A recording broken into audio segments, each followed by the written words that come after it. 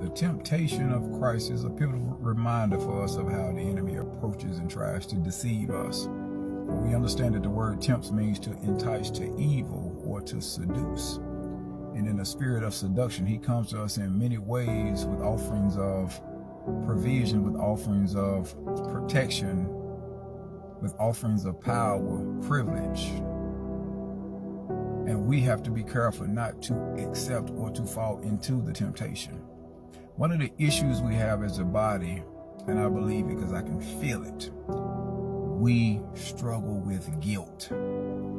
That guilt of what we almost did, that guilt of what we almost said, that guilt of what we almost went into, that guilt of what we almost purchased. Guilt, it overrides our faith. Guilt drives us into depression. Guilt stops us from pushing and pressing forward. Guilt drags us and brings us down and torments us. Guilt of what we almost did but didn't quite do. Guilt.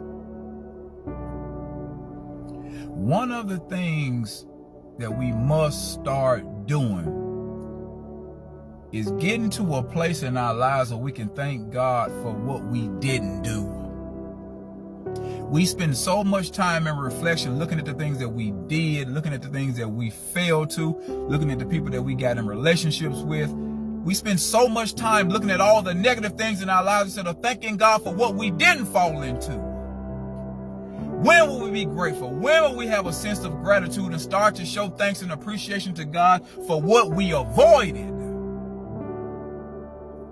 When will we stop allowing guilt to drain us and beat us down and cause us to lose in life when we have victory over these things?